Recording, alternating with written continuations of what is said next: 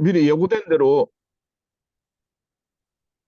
그리스 로마 신화에 대해서 우리가 한번 알아보겠습니다. 우리가 그리스 로마 신화라고 하지만 실제로는 그리스 신화가 더 맞는 표현입니다. 왜냐하면 로마 제국이 그리스 땅을 정복하고 나서 자신들의 건국 신화, 로물루스로 시작되는 건국 신화가 너무 약한 걸 알고 그리스 신화를 수용합니다. 그리고 제가 특별히 순종하는 마음으로 오늘 이 강의를 하는 이유가 현재 유럽 중심의 역사적 사고의 틀을 깨야 되는데 그렇게 하기 위해서는 우리가 유럽 중심의 큰 틀인 두 가지가 있습니다. 하나는 그리스 로마 신화고 또 하나는 기독교지 않습니까? 그러면 우리가 이걸 알고 나서 유럽적 사고에서 벗어날 수 있기 때문에 이거는 반드시 좀 알아야 될 것 같습니다. 그래서 그리스 로마 신화를 1부와 2부에서는 큰 틀을 잡는 걸로 설명을 드리고 3부는 이 그리스 로마 신화의 원전이나 정의나 그리고 어떻게 변천되어 왔고 그리고 참고 도서는 어떤 거 있는 건지 알아보도록 하겠습니다. 먼저 1부 신들의 이야기입니다. 그리스 로마 신화의 신들의 이야기는 어, 신이 인간처럼 사랑도 하고 뭐도 하는데 뭐만 하지 않느냐면 죽지 않습니다. 불멸합니다. 예, 요거에 포커스를 맞춰서 한번 이야기를 전개하겠습니다. 먼저 이 신들의 이야기에서는 카오스로 시작해서 코스모스로 가는 과정을 그리스 로마 신화는 이야기하고 있습니다.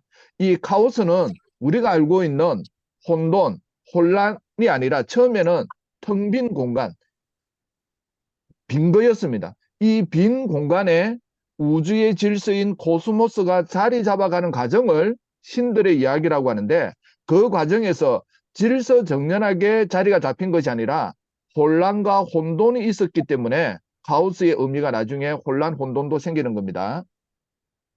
먼저 최초의 신들을 보도록 하겠습니다. 최초의 신은 카오스입니다.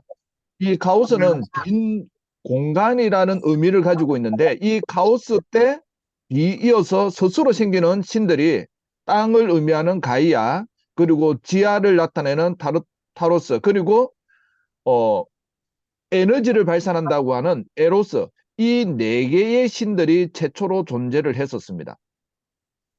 이 과정에서 카오스는 단성생식의 개념으로 에레보스, 암흑이라는 에레보스와 닉스라는 밤을 낳게 됩니다. 이 남매는 어, 에로스가 작동되어서 아이테르라는 창공과 헤메르라는 낮을 낳게 되는데 암흑과 밤에서 어, 창공과 낮을 낳는 정반대 개념이 태어납니다.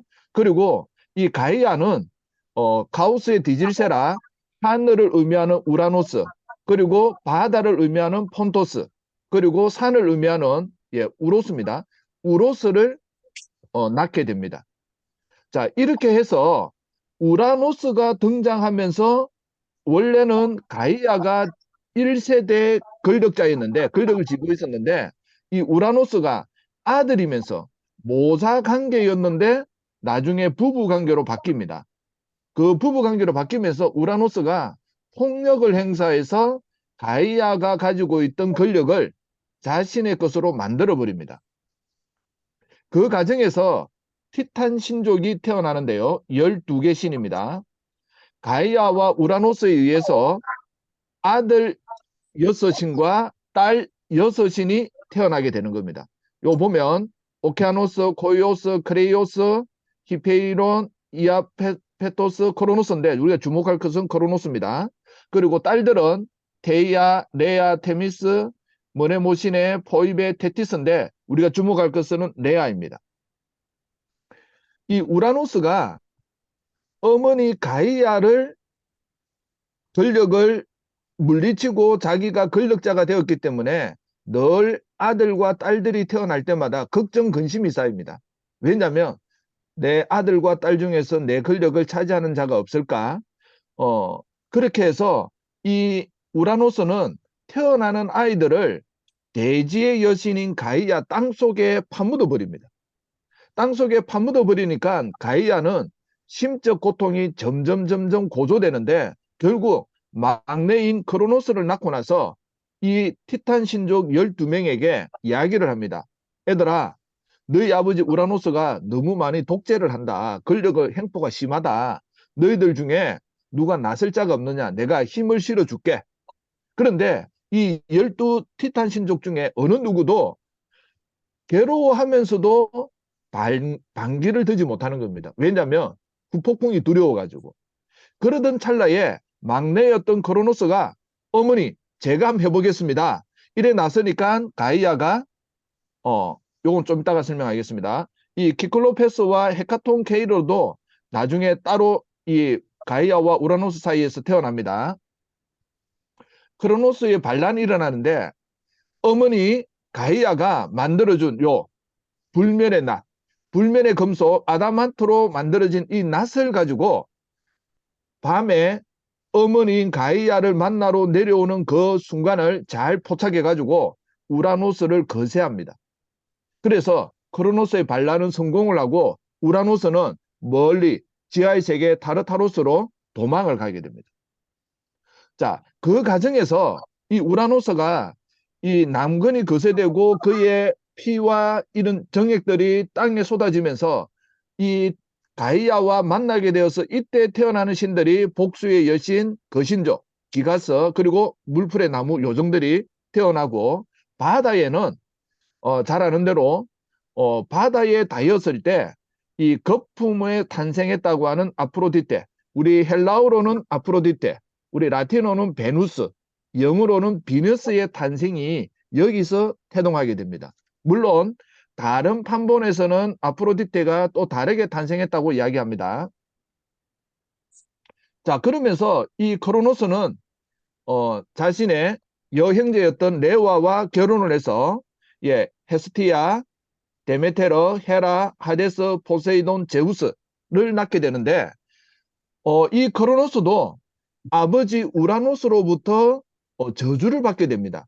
자, 우리 아까 전에 티탄족이란 말을 썼는데 이 티탄이란 말은 무슨 말이냐면 손을 뻗다라는 의미에서 나온 말인데 이 우라노스가 자신의 아들 크로노스에 의해서 제거가 되면서 저주를 부었기 때문에 손을 뻗다라는 의미를 가지고 있는 티타노 이 단어에서 티탄이라는 신족이 태어나게 됐는데 이 크로노스는 아버지의 저주가 생각났기 때문에 자신의 아이가 태어나면 뭐 했느냐? 자신의 몸에 삼켜버렸습니다. 그래서 요 첫째부터 막내 제우스까지 모든 걸 삼키려고 왜냐면 권력을 자기가 계속 독점하고 싶어가지고. 그런데 레아가 내 아들, 막내 아들 제우스만큼은 내가 반드시 살려야겠다. 그래서 이 크로노스에게 큰 돌을 강포에 사가지고 이게 이번에 낳은 여섯째 아이다 해가지고 삼키게 하고 제우스는 크레타섬의 어느 동굴에 숨겨서 몰래 키우게 됩니다. 그러다가 제우스는 가이아를 통해서 자신의 출생의 비밀을 알게 되고 크로노스에게 나중에 반기를 들게 됩니다. 먼저 이 신의 역사 한번 정리를 하면 공간을 의미하는 카오스, 땅을 의미하는 가이아, 사랑을 의미하는 에로스.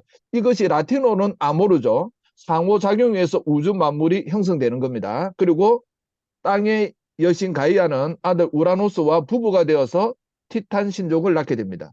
그리고 권력자가 된 우라노스와 크로노스는 자신의 권력을 지키기 위해서 자신의 자식들을 통제합니다.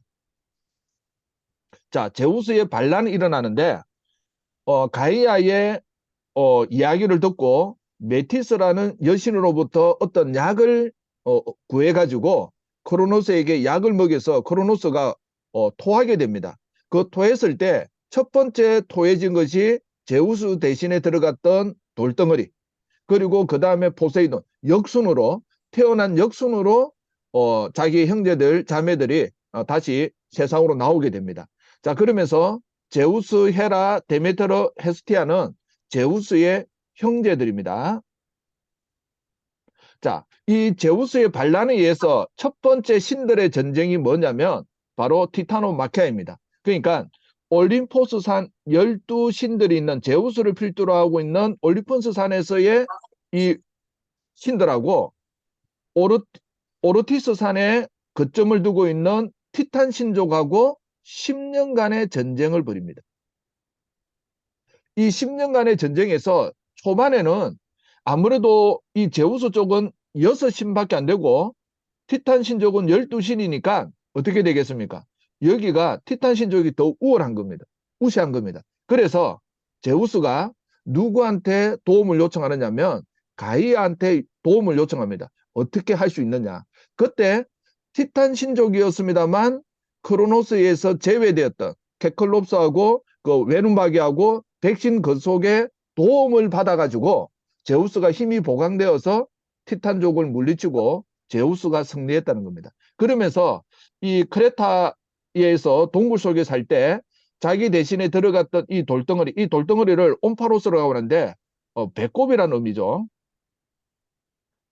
이 옴파로스 돌을 승리의 상징으로 보관하고 이거 하나의 유적지로 만드는 거죠. 그러면서 우리가 잘 알고 있는 올림포스 12신이 체제가 형성되는 겁니다. 우리가 요 빨간 글은 헬라어고요. 요 파란 글은 라틴어입니다. 그러니까 헤스티아에 상응하는 라틴 신이 베스타이고 헤르메스에 상응하는 것이 메르쿠리우스, 이런 식으로 12신이 이제 탄생을 하게 되는 겁니다. 그러면서 이 12신 체제는 신들의 올림푸스 회의라는 장면으로 이어지는데, 자, 1대였던 가이아, 2대였던 우라노스, 3대였던 크로노스는 전부 다 뭘 했느냐면 독재를 했습니다. 그런데 4세대 제우스는 독재 체제를 하지 않고 각각 전문 영역의 신들에게 맡겨서 협업을 하는 협업 체제로서 우리가 고대 정치 체제에서 귀족정을 하게 됩니다. 서로 회의를 통해서 결과에 도출하고 그것을 실행하는 그런 체제를 말하는 겁니다. 그러면 이 제우스가 우리가 조금 전에 봤던 티타노마키아, 그리고 뒤에 좀 나올 기간토마키아, 그리고 티폰과의 전투, 그리고 헤라를 중심으로 한 쿠데타가 있었습니다만, 영원한 권력자가 된 제우스가 끝까지 권력을 유지하게 되는 배경은 뭐냐면 앞에 세대들이 가지고 있었던 독재를 하지 않고 귀족정을 하면서 연합 협업 정치를 했다. 이것이 고대 그리스인들이 자신들의 현실 세계에서 정치적 혼란과 여러 전쟁 가운데 어떻게 하면 좀 평화의 분위기를 이어갈까에 대해서 신화에 이 정신이 투영되어 있다고 볼 수 있습니다. 예, 제우스의 형제 자매 6명인데 그중에 올림푸스 12신에 들어가지 않는 신이 헤스티아입니다. 그리고 지하 세계의 신인 하데스입니다. 헤스티아는 신들의 세계에 있지 않고 지상에 내려가서 가정에 화로의 신이 되어서 평화를 좀 많이 상징하는 신입니다. 그리고 하데스는 지하에 내려갔기 때문에 이 올림푸스 12신에 들어가지 않습니다. 그리고 여기 데메테르 같은 경우에는 대지의 여신, 곡물의 여신, 이런 식으로 이 신화에는 상징과 의미가 있다는 겁니다. 그리고 어떤 수식어가 따라 붙습니다. 뭐 신이나 영웅들에게 예를 들면 아이네아스 같은 경우에는 경건한 아이네아스. 예, 이거 나중에 왜 그런 의미가 붙는지 설명해 드리겠습니다. 그리고 제우스의 자녀가 있는데, 예, 우리 아테나, 지혜의 여신이죠. 라틴어로는 미네르바. 이런 식으로 12신이 이렇게 형성되는 겁니다. 제우스 형제 자매 4명과 자녀 8명. 우리 자녀 중에서는 대표적인 게 아레스입니다. 전쟁의 신, 그리고 헤파이토스, 대장간의 신. 예. 자, 이 12신이 아테네에 아고라 12신 재단이 있습니다. 그러니까 고대 그리스인들은 이 신들을 존중하고 우리가 잘 알고 있는 올림피아 제전이나 이런 제전을 하는 이유도 뭐냐면 신에게 제사를 지낸다는 겁니다. 그리고 이 정신이 어디로 이어지냐면 로마의 포럼, 아고라에 상응하는 포럼에 우리 카피톨리노 언덕, 로마는 우리 다음 시간에 그리스 로마 역사를 할 때 설명해 드리겠습니다만 로마는 7개의 언덕에서 시작되었거든요. 그중에 카피톨리노 언덕 바로 아래에 이 12신 주랑을 세워서 12신을 뭐 경배하고 제사를 지냈다는 겁니다. 자, 그래서 올림포스 12신 체제가 구축되면서 제우스의 형제 자매와 크로노스와 티탄 신족 간의 전쟁을 말한다고요? 티타노마키아라고 하는 겁니다. 10년간의 전쟁이었습니다. 그리고 전쟁에 승리한 제우스는 가이아, 우라노스, 크로노스에 이어 네 번째 권력자로 군림하는데 이 제우스는 앞에 권력자들과는 다르게 독재를 하지 않고 12신 연합체제, 회의체제로서 오늘날 말하면 귀족정을 했다는 겁니다. 이것이 올림포스 12신 체제를 구축한 겁니다. 자, 그러는 사이에 늘 가이아가 문제였습니다. 이 가이아가 제우스가 자신의 뜻대로 조종이 되지 않자 거신족이었던 기간 토스들을 또 선동해가지고 이 올림푸스 12신과 전투를 벌이게 합니다.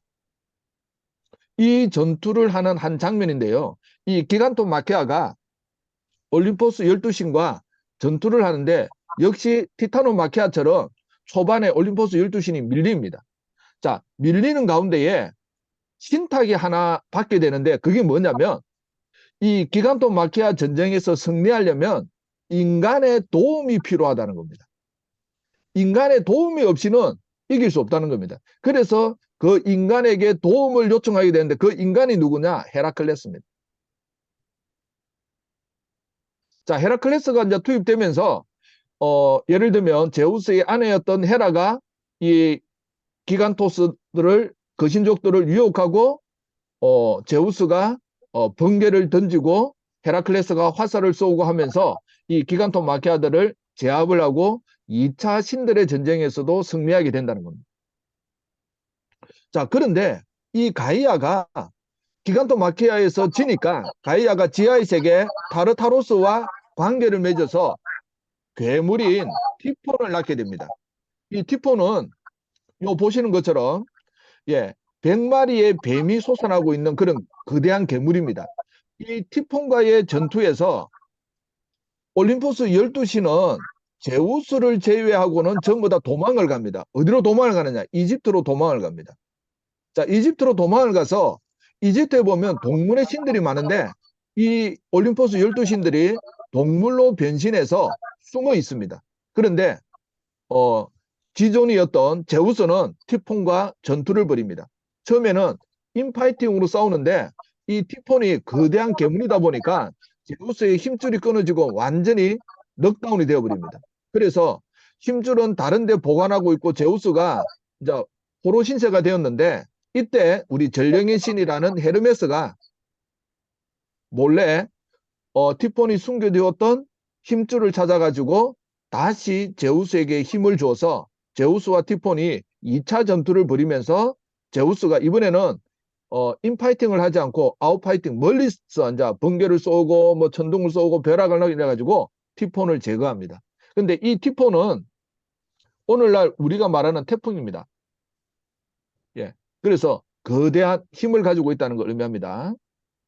자, 그러면서 자, 아까 전에 티타노마키아, 티탄토마키아, 그 다음에 기간토마키아, 그리고 티폰과의 전투를 통해서 이제는 영원한 권력을 갖게 된 것이 제우스입니다. 그래서 이 제우스가 올림포스 12신들과 회의하는 이 장면입니다. 자, 제우스가 영원한 권력을 갖기까지 두 번째 신들의 전쟁이 뭐였다고요? 기간토마키아였습니다. 여기서 신탁이 인간 헤라클레스의 도움으로 기간토마키아에서 승리하고 올림푸스 12신이 구축이 되고 그 사이에 가이아와 타르타노스의 아들이었던 티폰과 다시 한번 전투를 통해서 처음에는 위기가 있었습니다만 헤르메스의 도움으로 티폰을 물리치고 영원한 권력을 지게 됩니다. 그리고 여기서는 안 밝혔습니다만 헤라와 포세이돈 같은 자신의 형제와 이 올림포스 12신 중에서 쿠데타가 일어나는데 그 쿠데타를 제우스가 역시 또 제압을 하게 됩니다. 자, 여기서 우리 신들의 이야기에서 가장 중요한 교훈, 요약은 뭐냐면 친부 사례라는 파트로크토니아라는 단어입니다. 그러니까 크로노스가 우라노스를 제거하고 그리고 제우스가 크로노스를 제거하는 이 친부 살해의 전통은 아들이 아버지를 직접 죽였다기보다는 여기에는 교훈이 들어있는데 아버지 어머니 세대는 자신의 자녀들을 자신의 가치관 세계관에서 양육하고 교육시키고자 하는 일념이 강하다는 겁니다. 그러니까 아버지나 어머니가 시킨 대로 해야 되는 자녀 세대에게 이 자녀는 아버지 어머니가 시키는 대로 기득권층에 순종만 해가지고 살아갈 수 없다는 겁니다. 다음 세대는 반드시 아버지 어머니의 그것을 뛰어넘을 수 있어야 그 세대를 살아갈 수 있다는 의미에서 파트로코토니아라는 친부 사례의 전통이 그리스 로마 신화에 담겨 있다는 겁니다. 예, 2부입니다. 영웅들의 이야기입니다. 이 영웅은 뭐냐면 부모 중에 한쪽은 인간이고 또 한쪽은 신이라는 겁니다. 그러니까 반신반인이죠. 이 영웅들의 이야기를 통해서 우리가 알아야 될 건 뭐냐면 인간의 욕망이 어떻게 투여되어 있는가. 예, 이런 것을 우리가 교훈으로 얻을 수 있습니다. 예, 여기서 우리가 나중에 그리스 로마 신화의 원전을 소개하겠습니다만 그 원전 중에서 헤시오도스라는 시인이 신통기, 천병희 교수님은 신들의 계보라는 책으로 번역을 했는데요. 여기에 보면 이 신들의 세계 속에서 크로노스, 예, 시간을 의미하는 크로노스 때 황금 종족이 탄생을 합니다. 인간 중에. 그리고 이 황금 종족이 사라지고 백은 종족, 이 백은 종족이 사라지고 청동 종족, 이 청동 종족과 철의 종족 사이에 영웅 종족이 있습니다. 이 영웅 종족은 청동 종족에서 시작해서 철의 종족 때 멸종을 하는데 조금 전에 말씀드렸던 신과 인간의 결합에 의해서 영웅이 태어나게 되는데 이 영웅은 테베 전쟁과 그리고 우리가 잘 알고 있는 트로이 전쟁에서 전후로 멸종을 하게 됩니다. 자, 그러면 황금, 백원, 천동, 철은 우리가 옛날 학창 시절에 역사 배우면서 도구를 가지고 하는 그 시대를 말하는 게 아니고 인간이 살아가던 아주 풍성했던 시대를 황금 종족이라고 우리가 지금 살아가고 있는 이 철의 시대처럼 인간이 먹고 살기 위해서 치열한 경쟁과 전쟁과 이런 것이 심해지는 시기를 철의 종족이라고 하는데 이렇게 황금, 백은, 청동으로 나눠지는 이유 중에 하나가 뭐냐면 신을 경배하는 이 사회적 분위기가 약해지면 황금에서 백은, 백은에서 청동, 청동에서 철의 종족으로 넘어가게 됩니다. 예, 제일 먼저 영웅들 중에 신인 제우스와 제우스 신전의 여사제였던 세멜레 사이에 태어나는 디오니소스입니다. 자, 우리 제우스 하면 닉네임이 하나 붙죠. 바람둥이. 자, 우리가 부정적으로 보면 제우스는 바람둥이인데 또 이것을 긍정적인 요소로 보면 뭐냐면 관계의 신입니다. 그리고 오늘날도 마찬가지입니다만 우리 가문에 누가 있다, 우리 조상은 누구다라고 이야기하는 게 좀 사람들 입에서 오르내리고 있지 않습니까? 그것처럼 우리 집안은 제우스 집안 출신이다. 이것을 강조하기 위해서 제우스가 바람을 아주 많이 피워야 되었습니다. 자, 어쨌든 이 제우스와 여사제였던 세멜레 사이에 디오니소스가 태어나는데 이것을 헤라가 가정의 여신이었던 헤라가 못마땅히 여깁니다. 그래서 디오니소스를 못살게, 세멜레를 못살게 굴게 만드는데 이 디오니소스는 그릇 온갖 헤라의 방해 공작에도 살아남아서 부활의 신처럼 되면서 우리가 잘 알고 있는 동화제약 바카스, 예, 바쿠스로 라틴 이름으로 바쿠스가 되면서 포도주의 신, 예, 주신이 되겠죠. 예. 그래서 영웅들 중에서 가끔 신으로 성화되는 영웅도 있다는 겁니다. 자, 그다음 아폴로 신과 테살로니아 공주였던 코로니스 사이에 태어나는 것이 아스클레피오스입니다. 자, 아폴로는 신이니까 신은 뭐합니까? 불멸합니다. 자, 불멸과 동시에 뭘 합니까? 노화가 없습니다. 그런데 코로니스는 지금은 자기가 젊어서 아폴론 신이 자기를 이뻐해주고 좋아해주고 사랑하지만 내가 나이가 들었을 때도 아폴론 신이 나를 사랑해줄까? 그 마음이 드는 순간 자신의 눈에 들어온 한 청년이 있었습니다. 그래서 이 청년과 사랑을 하고 있는데 이때 큰 까마귀가 나타나서 이것을 보고 누구에게 알려줍니까? 아폴론에게 알려주는 겁니다. 아폴론이 그 이야기를 듣자 뚜껑이 열려가지고 그 자리에서 화살을 쏘아가지고 코로니스가 죽게 되는데 이 코로니스가 죽으면서 자신이 뭘 잘못했는지를 깨닫고 예, 아폴론님 제가 잘못한 것 인정합니다. 하지만 조금만 더 늦게 오시지요. 왜냐하면 내가 아이를 베고 있습니다. 그래서 아폴론이 급하게 코로니스를 왜냐하면 얼술의 신이니까. 그런데 코로니스는 죽고 그 사이에 아스클레피오스를 끄집어내어서 어, 케이론이라는 얼술을 가르치는 신에게 보내서 아스클로피오스는 예, 원래 유전적으로 아폴론 얼술의 신으로부터 배운 데다가 케인으로부터 얼술을 많이 배워가지고 수많은 사람을 살립니다. 이 수많은 사람을 살리다 보니까 지하의 세계 신이었던 하데스가 제우스에게 불평불만을 합니다. 요즘 죽는 사람이 없어서 우리 지하 세계는 지금 빈집이 너무 많다. 그래 이렇게 이제 불평불만을 하니까 제우스가 바로 번개를 날려서 아스클레피오스를 죽입니다. 이것을 뒤늦게 하는 아폴론이 제우스에게 항변을 해서 왜 내 아들을 죽였냐고. 그러면서 이 아스클레피오스의 미담을 이야기하니까 제우스가 다시 아스클레피오스를 살리고 이 아스클레피오스는 다른 여인과 사랑을 하면서 나중에 별자리가 됩니다. 신이 됩니다. 자, 그리스 로마 신화에서 인간의 역사가 이제 시작됩니다. 누구는 크로노스 시대 때부터 인간의 역사가 시작되었다고 그리스 로마 신화에서 누구는 어, 티탄토 마키아의 싸움을 할 때 프로메테우스가 제우스로부터 공을 인정받아서 인간을 창조할 수 있는 권한을 부여받아서 프로메테우스가 인간을 만들었다고 하는 또 설이 있습니다. 자, 그리스 로마 신화 속에서 인간은 점점 어찌 된다고요? 무질서하고 타락하는 존재. 그래서 황금 종족에서 백원 종족, 백원 종족에서 청동 종족, 그리고 철의 종족으로 갑니다. 자, 이것도 헤시오도스의 신통기에는 요 사이에 여웅 종족이 있다고 했죠.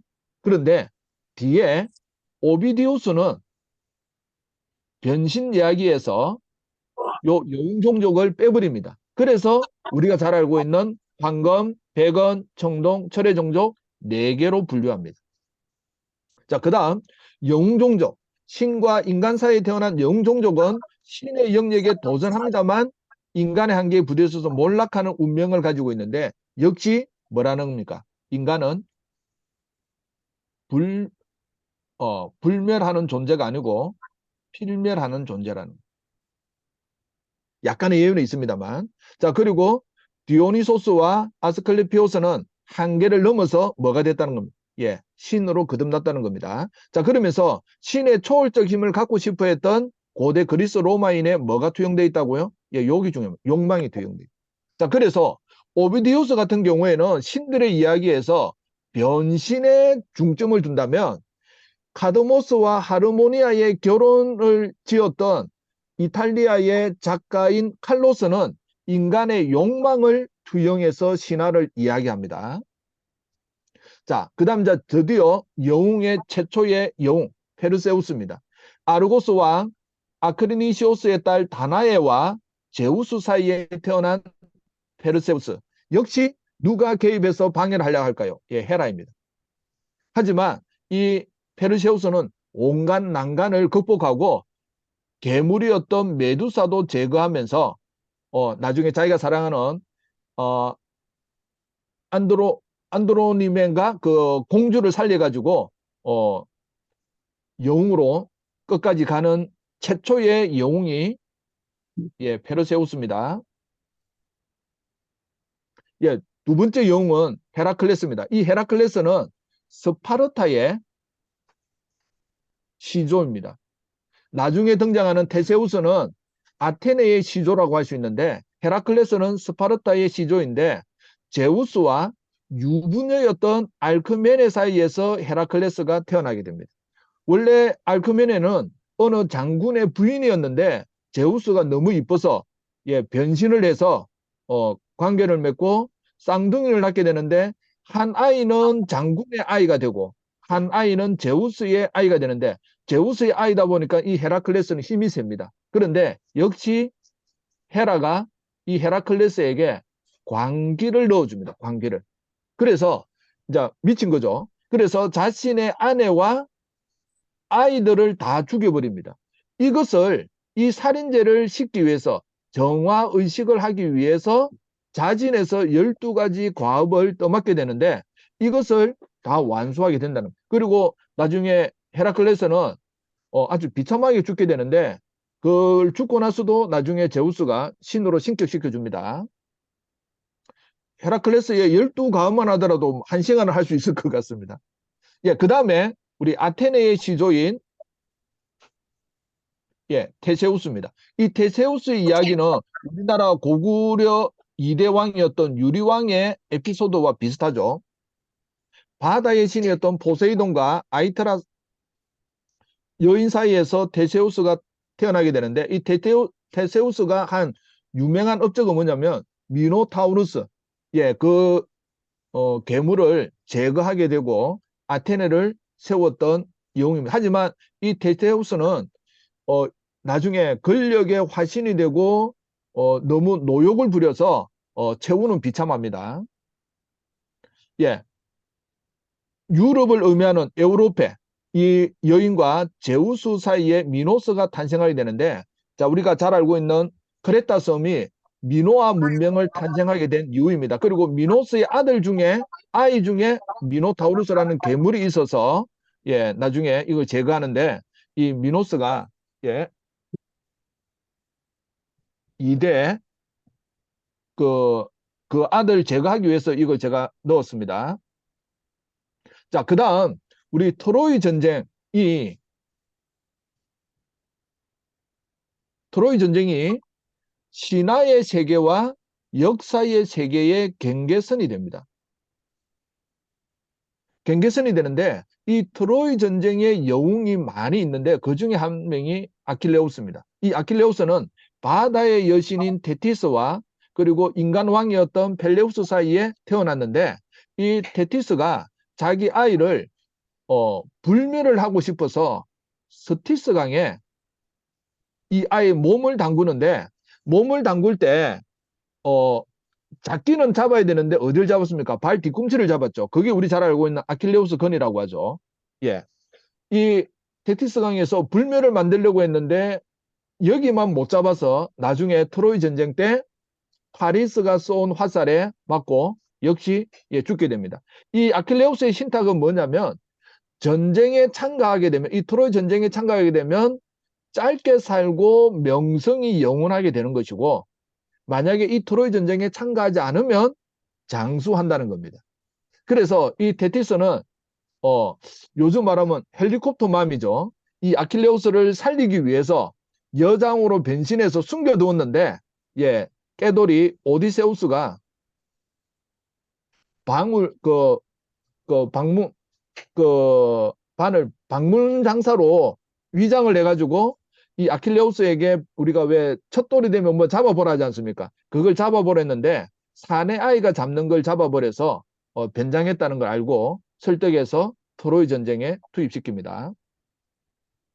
자, 그리스 로마 신화의 인간의 역사에서 우리 헤라클레스는 헤라가 부르는 광기로 자신의 아내와 자식을 죽였던 헤라클레스가 12가지 과업을 수행하면서 스파르타의 영웅으로 거듭나게 됩니다.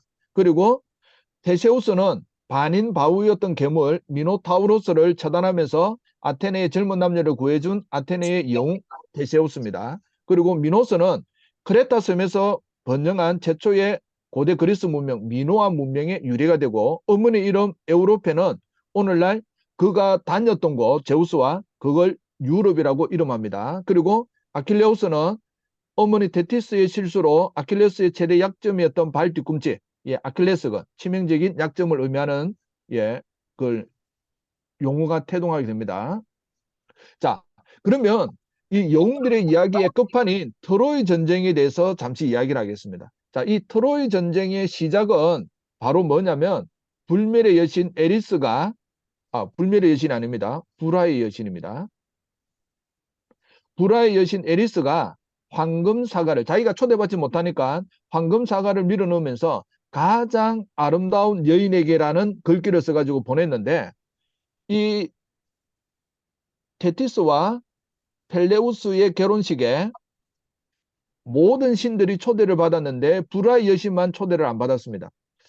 결혼식에 불화의 여신 초대받으면 안 되겠죠. 그런데 이 테티스를 누가 좋아했느냐면 제우스도 좋아했고 포세이돈도 좋아했습니다. 그런데 이 바람둥이 제우스가 결정적으로 테티스를 관계를 맺지 않은 이유가 어디 있느냐면 프로메테우스 때문입니다. 자, 제우스도 늘 염려하는 게 뭐였겠습니까? 자신의 자녀 중에서 자신의 권력을 딛고 자기를 축출하고 또 다른 권력자가 나오지 않을까 염려 불안했겠죠. 그런데 프로메테우스가 신탁을 하나 이야기하는데 테티스와 만약 결혼해서 아이를 낳으면 그 아들이 제우스를 능가한다는 겁니다. 그 말에 제우스가 포기해버립니다. 그리고 포세이돈도 포기하게 하고 인간 왕이었던 펠레우스와 짝을 만들어가지고 누가 태어납니까? 나중에 아킬레우스가 태어나잖아요. 그래서 이 불화의 여신 에리스가 넣어준 황금 사과를 누가 관심을 가졌냐면 첫 번째는 헤라, 두 번째는 아테나, 세 번째는 아프로디테입니다. 자, 그것을 처음에는 이 황금 사과를 가지고 임자가 누구 거냐 제우스에게 심판해달라고 이야기했는데 이 제우스는 불화에 휘말리고 싶지 않아서 이것을 누구에게 토스하느냐면 바로 트로이의 왕자 목동으로 있었던 파리스에게 토스를 합니다. 이 파리스에게 세 여신이 서로 유혹을 합니다. 헤라는 내가 세계의 모든 권력을 다 줄게 니한테. 그리고 아테나는 전쟁에서 승리할 수 있는 지략을 전부 다 줄게. 아프로디테는 가장 아름다운 미인을 너에게 줄게. 이때 아마 파리스가 나이가 많은 사람이었으면 권력이나 전쟁에 이기는 전략으로 선택했을 건데 파릇파릇한 젊은이다 보니까 아프로디테의 유혹에 넘어갑니다. 미인을 죽게에 넘어가가지고 이 황금 사과를 아프로디테에게 주고 맙니다. 그런데 이 당시 최고의 미인은 뒤에 나옵니다만 헬레네였습니다. 근데 이 헬레네는 이미 유부녀였습니다. 유부녀였는데 파리스가 직진해서 스파르타에 가서 헬레네를 유혹해서 트로이로 데리고 가는 겁니다. 그래서 전쟁이 시작되는 겁니다. 자, 이 헬레네의 아버지는 제우스고 어머니는 레다인데 이 여인을 유혹하기 위해서 제우스가 뭐로 변신하냐면 백조로 변신합니다. 그리고 이 레다와 제우스 사이에 관계를 한 다음에 두 알이 태어나게 되는데 한 알은 아들 쌍둥이가 나오고요. 그리고 또 한 알에서는 딸 쌍둥이가 나옵니다. 그래서 헬레네는 메넬라우스의 짝이 되고 또 다른 클레임니스는 메넬레우스의 형 아가멤논하고 짝이 되는데요. 이 헬레네는 어, 신인 제우스와 인간인 레다 사이에 태어났으니까 헬레네도 영웅입니다.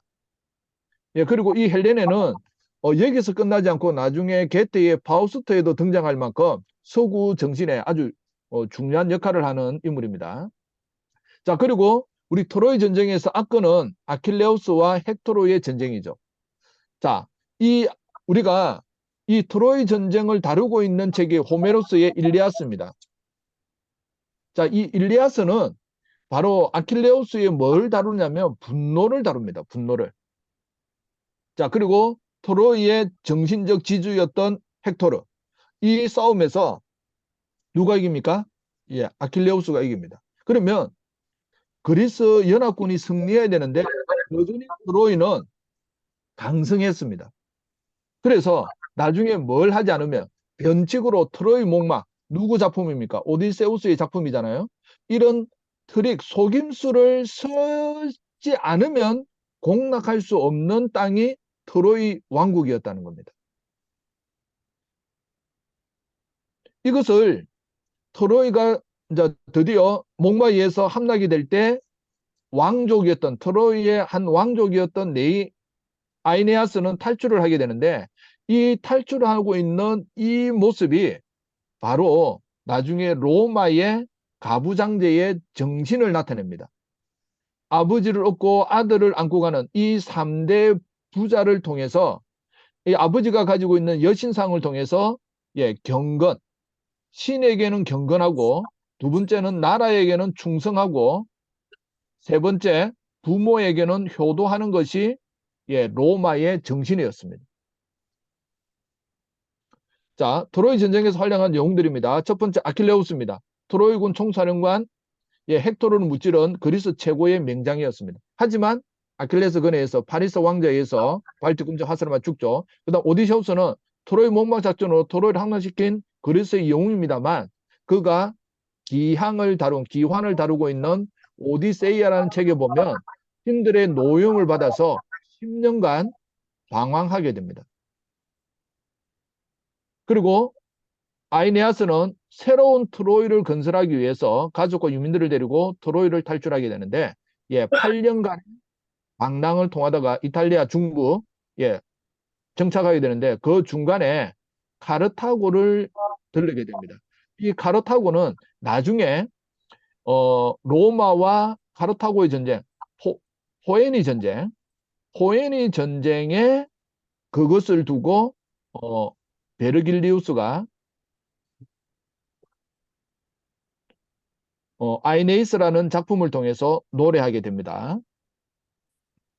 자, 그리고 이 아이네아스의 후손 중에 누가 있느냐? 로물루스가 있습니다. 우리 BC 753년 4월 달에 이탈리아 로마가 건국되었다고 하는데 이 로물루스는 전쟁의 신인 마르스와 레아 실비아 사이에서 로물루스와 레무스 쌍둥이가 태어난 이 늑대의 젖을 먹고 이런 건국 신화가 있었는데 이것이 옥타비아누스 아우구투스가 악티움 해전에서 BC 31년 악티움 해전에서 승리하고 나서 그리스 세계도 다 제패했을 때 자신들의 신화가 너무 빈약하다는 걸 알고 시인과 역사가들에게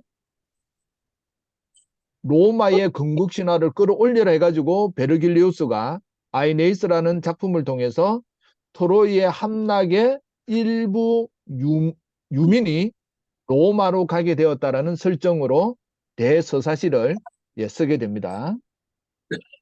자, 신화를 역사로 바꾼 인물들이 있는데 누구냐면 알렉산더 대왕입니다. 자신이 누구의 혈통으로 보냐면 아킬레우스의 혈통으로 주장하면서 그리스가 페르시아 제국을 정복하는데 신화를 활용합니다. 그리고 아우구투스 황제는 트로이 영웅 아이네아스와 연결시켜서 로마의 건국 신화를 화려하게 구성합니다. 특별히 이 알렉산드로 대왕은 자기 어머니가 아킬레우스의 후손이라고 주장을 합니다. 그러면서 페르시아 제국을 정복하는 것은 제2의 트로이 전쟁이라는 거죠. 그래서 이 알렉산더는 이 동방 원정, 페르시아 원정을 갈 때 자기 막사에 한 사병에게는 늘 일리아스를 읽으라고 이야기를 했습니다. 그리고 아우구투스는 제가 조금 전에 말씀드린 대로 악티움 해전에서 그리스 세계를 제패하고 나서 보니까 자신들의 건국 신화가 너무 빈약하다. 그래서 아이네아스를 통해서 끌어올리는 겁니다. 예. 자, 이 영웅들의 이야기를 통해서 우리에게 주는 교훈은 뭐냐면 모든 사람은 자기 삶의 이야기에서 주연을 맡은 영웅이라는 겁니다. 대통령이 나오든 누가 나오든 자신이 주연이 되어서 이야기를 전개해야 된다는 겁니다. 자, 이번에는 이제 마지막 3부 그리스 로마 신화의 모든 것입니다.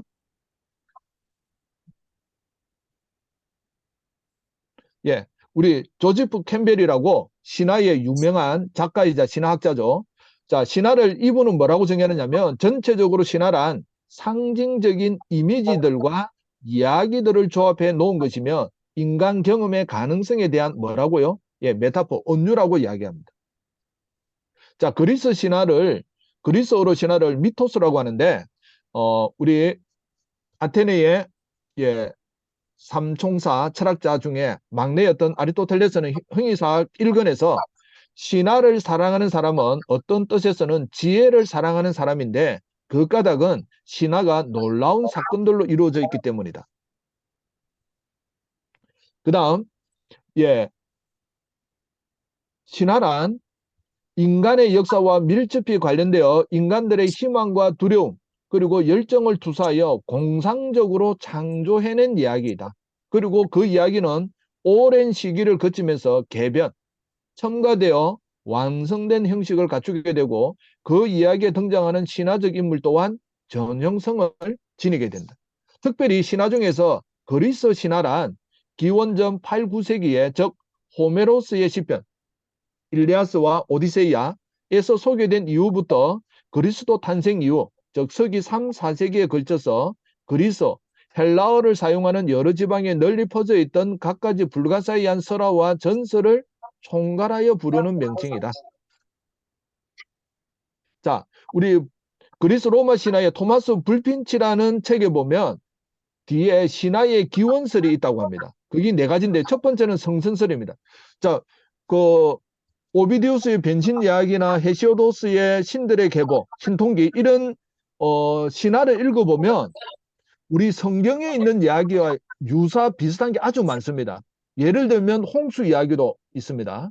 뭐 홍수 이야기라든지 여러 이야기가 우리 성경에 있는 이야기인데 이런 느낌이 없을 정도로 되어 있는데 특별히 이 토마스 불핀치는 19세기, 20세기 사람인데 시로 되어 있던 그리스 로마 신화를 산문으로 완성한 사람입니다. 그런데 이 불핀치는 청교도적으로 해석을 하면서 그리스 로마 신화를 짜집기를 해서 완성을 합니다. 그리고 20세기에 그리스 로마 신화를 다시 부활시켰죠.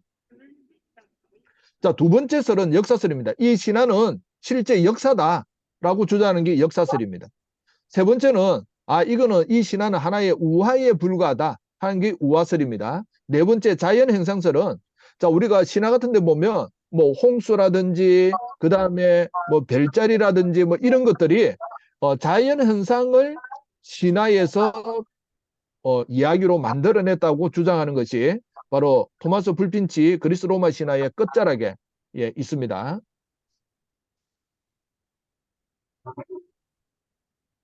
그다음 그리스 로마 신화의 원전 7개를 그러니까 더 되는데 제가 일단은 소개한 이거는 디모닉 그리스 신화의 앞부분에 나와 있어서 제가 소개를 합니다. 그리스 로마 신화의 최초의 원전 두 작품은 바로 호메로스의 작품이라는 겁니다. 일리아스와 오디세이아.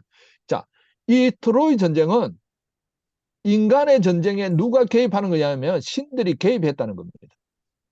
그러니까 그리스 연합군 쪽의 신들이 그리고 트로이 전쟁의 신들이 그러니까 인간의 전쟁에 신들이 대리해서 전쟁을 하고 있다. 그러면서 제우스부터 수많은 신들이 나오는데 그러니까 단편이죠. 조각조각 나와 있다는 겁니다. 근데 그 다음 세대가 세 번째 원전으로서 헤시오도스가 신들의 계보 옛날에는 신통기라고 했습니다. 여기에 보면 태초에 어떻게 시작되었다. 그 다음에 인간의 역사가 어떻게 되어 있다. 나름대로 조금 정리가 좀 더 잘 되어 있습니다. 그리고 이 신들의 이야기를 그리스 비극에 담아냈습니다. 그리스의 3대 비극 작가 아이스킬로스, 소포클레스, 에우리피데스의 그 3대 비극 작품에는 각각 신들의 이야기와 영웅들의 이야기가 많이 있습니다. 특별히 아테네 군인들이 시칠리아 원정에서 실패하고 포로가 되어서 광산이나 이런 데에 노동을 하면서 그들이 이런 연극을 자기들끼리 이어오고 있으니까 연극을 재현하면서 많은 그리스 세계에 퍼뜨렸습니다. 그리고 다섯 번째 원전은 아폴로시오스라는 사람이 이아손의 모험담을 이야기하는 아르고 모험 이야기를 다루고 있습니다. 이 이아손과 메데아 사랑과 변신, 권력의 이야기는 요즘 막장 드라마, 아침 드라마의 주요 단골입니다. 예, 그리고 여섯 번째는 그리스 로마입니다. 그리스 로마 신화 여섯 번째는 베르길리우스의 작품인 아이네이스. 그리고 일곱 번째는 오비디우스의 변신 이야기입니다. 물론 요 뒤에 로도스 섬 출신의 아폴로 도니스라는 사람의 도서관 신화가 있습니다. 도서관 신화. 그러니까 도서관 신화인데 이것을 천병희 선생님은 원전으로 있는 그리스 신화라 해가지고 번역을 했는데 나름대로 또 한번 기원 후 1, 2세기 사람입니다. 이 아폴로 도니스에 의해서 도서관 신화로 한번 또 정리가 되었습니다. 자, 그 다음 영웅들의 성격적 결함이 있는데요. 영웅들이 첫 번째 성격적 결함은 지나친 분노가 있다. 우리 잘 알고 있는 헤라클레스라든지 아킬레우스, 오비디우스, 분노가 심하다. 두 번째 성격적 결함은 지나친 권력욕을 가지고 있다. 바로 그 오이디푸스의 두 아들 폴리네이케스와 에티오클레스가 권력욕에 취해서 1년간 돌아가면서 건자를 찾아야 되는데 나중에 테베 전쟁으로 이어지는 지나친 권력욕. 세 번째는 성격적 결함이 지나친 애욕인데 바로 이아손이 대표적인 인물입니다. 그리고 네 번째 성격적 결함은 오만.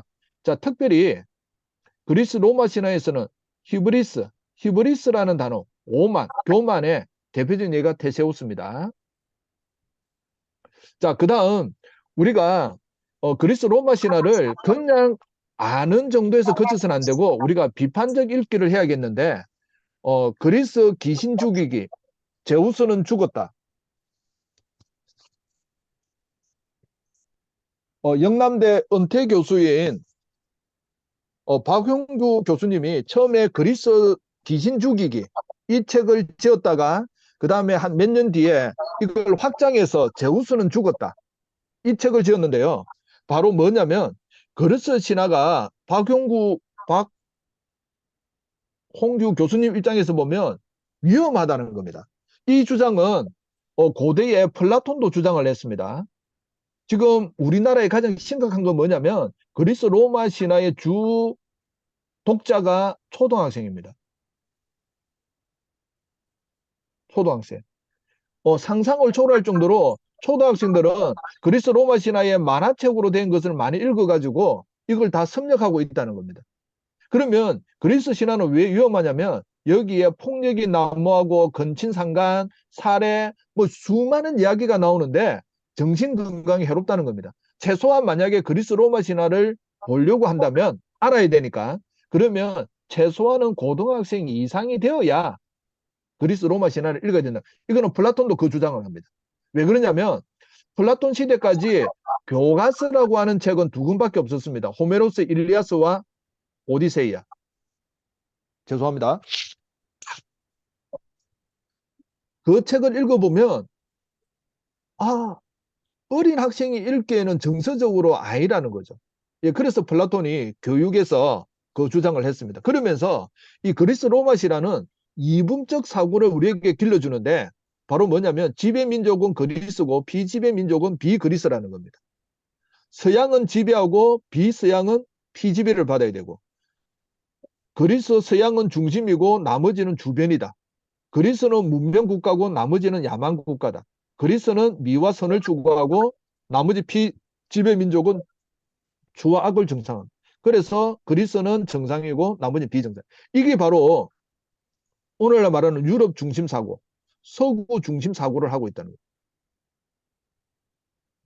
거예요. 왜냐하면 서양 세계의 두 정신적 지주는 하나는 그리스 로마 신화이고 하나는 기독교인데 이 기독교도 서구인들이 비틀어버린 서구 기독교 정신이라는 겁니다. 예를 들면 정복하게 만드는 거예요. 우리 성경에는 정복하는 이야기가 없는데 그 창세기 1장 28절을 가지고 왜곡시켜가지고 동양이나 아프리카나 아메리카를 정복하게 만들지 않습니까? 요즘 역사가들이 주목하고 있는 건 뭐냐면 어떻게 하면 탈유럽 중심 사고를 가질까? 탈서구 중심을 가질까? 그렇게 하기 위해서는 우리가 그리스 로마 신화를 첫 번째는 알아야겠죠. 근데 두 번째는 비판적 읽기를 해야 된다는. 그래서 제가 볼 때는 이것을 좀 잘 풀어낸 게 박용규 교수님의 책입니다. 그러면서 또 한편으로는 그리스 로마 신화를 우리가 읽어야 될 이유가 어디냐면 그리스 신화의 철학적 사유, 정신의 발견이 그리스 로마 신화로부터 시작된다는 겁니다. 그러니까 신화의 세계에 있는 그 정신이 비극 작가를 중심으로 해서 그 당시 철학자들에게 철학적 사유를 할 수 있도록 만들어줬는데 그게 바로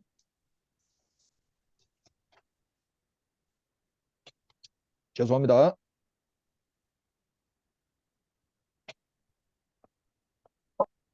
예, 바로 이 책입니다. 정신의 발견.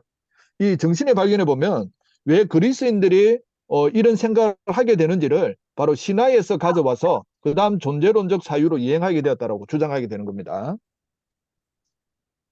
예, 제가 참고한 책이 틀을 짜는 데 있어서 어, 뭐 그림도 없고 아주 밋밋한 책인데 어, 이 김헌 교수의 그리스 로마 신화가 전체 틀을 짜는 데는 아주 좋은 책인 것 같습니다. 전체 틀을 잡는 데는. 자, 그리고 어, 이것을 확장해서 좀 더 그림과 모든 것을 다 총망라한 거는 요 두 번째 제가 소개하고 있는 김은익 교수의 그리스 신화 2권이라는 겁니다. 제가 말씀드린 대로 그리스 신화를 쓰건 그리스 로마 신화를 쓰건 이는 같다는 겁니다. 왜냐하면 로마가 마지막에 숟가락 하나 정도 더 얹었을 뿐이니까요. 그리고 그리스어로 돼 있던 신의 이름을 라틴어식으로 다 바꾼 것밖에 없습니다. 그 다음 하루에 떠나는 신화역 여행도 요거는 도표를 잘 그려놨습니다. 도표를 잘 그려놔서 1세대, 2세대 신들의 그 이야기를 정리를 잘 해놓은 책이고요. 그 다음에 장영남 교수의 그리스 신화는 상징과 이미지를 잘 소개해놓고 있습니다. 자, 그 다음에 우리가 아까 전에 그리스 로마 신화 원전을 소개했는데요. 이 원전이 시대를 변천하면서 이제 산문으로 탈바꿈하는데 이것이 바로 첫 번째가 구스타프 슈바브에 의해서 그리스 로마 신화 세 권으로 나오게 되는데 어, 잠시만요. 아, 예, 책이 다른 데 있네요. 어, 이것이 이 구스타프 슈바브라는 사람이 신들의 이야기, 영웅들의 이야기, 그리고 트로이 전쟁까지 3부작으로 뭐 맛깔스럽게 적어놨습니다. 그리고 우리가 자, 우리나라의 그리스 로마 신화의 붐을 일으켰던 인물이 이윤기 선생님이죠. 이윤기 선생님의 예, 그 5권짜리가 있습니다. 뭐 3권짜리 뭐 이러다가 총 땡겨 5권짜리. 요즘은 최근에는 이윤기 선생님이 돌아가시고 나서는 이걸 통합권으로 한 권으로 또 만들었더라고요. 그 다음에 김봉철 교수님, 아주대 김봉철 교수님의 그리스 신화의 변천사. 그러니까 시대별로 이 그리스 신화가 어떻게 바뀌었는지 이거는 뭐 벽돌책입니다. 예, 이런 식으로 그리스 로마 신화를 좀 알아보는 데 있어서는 한 이 정도면은 안 되겠나 싶어서 예, 말씀을 드립니다. 그 다음에 서로 이야기를 나누도록 하겠습니다.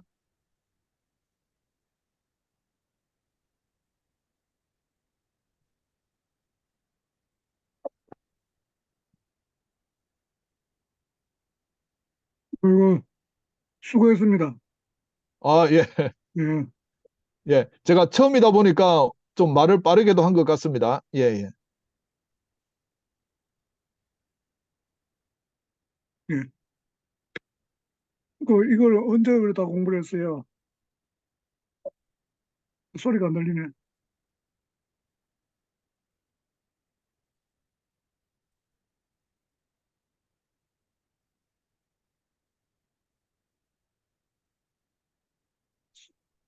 예, 제가 하나는 껐거든요. 예, 아, 예. 예, 예, 됐습니다. 예.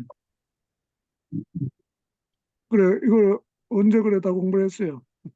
아, 아니, 제가 그동안에 뭐, 일리아드나 뭐, 오디세이아 이런 책들을 각각은 읽었는데, 어, 우재용 목사님께서 한번 강의를 해봐라 하기 전까지는 정리를 못 했었는데, 이번에 이제 일하면서 읽었던 책들을 이제 다시 기억을 소환하면서 정리를 한번 해봤습니다. 아직 부족합니다만, 나름대로 이제 뭐 양대 산맥 중에 하나 그리스 로마가 어떻게 신화 속에서 전개되고 그다음에 제가 3월 14일 날 역사 파트를 강의한다고 했는데 한 주 연계해서 3월 21일 날 예, 그리스 로마 역사를 그렇게 하면 신화의 세계하고 고대 역사까지 하면 우리가 지금 읽고 있는 신국론이나 다른 책들도 많은 뭐 예를 들면 단테 신곡에도 이 이야기는 계속 또 반복해서 나오는 거거든요. 그러면 한번 이해하는 데는 더 도움이 되지 않을까 그런 생각을 해봅니다.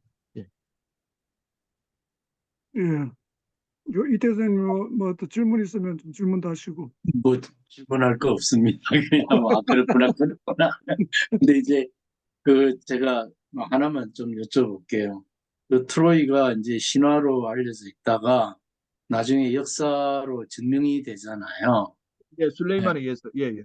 예, 예. 그래서 그거를 어떻게 이제 그 보고 가닥을 잡아야 될지 저도 혼란스러워가지고. 아, 예, 그래서 예, 음, 제가 알고 있는 범위를 잠시 소개해 드리면 예. 자, 예, 우리 예, 자, 신화의 세계에서는 헬레네 때문에 예, 그리스 예, 연합군이 태동하게 되지 않습니까? 그렇게 되는 예, 이유는 예, 메넬라우스가 형인 예, 아가멤논에게 도움을 요청하는데 아가멤논도 예, 무리서는 트로이를 공략할 수 없는 너무 세력이 크니까. 예, 그래서 예, 연합군이 태동하게 되는데 신화의 세계에서는 헬레네가 세계의 가장 예쁜 미인이다 보니까 예, 구원자들이 너무 많았습니다.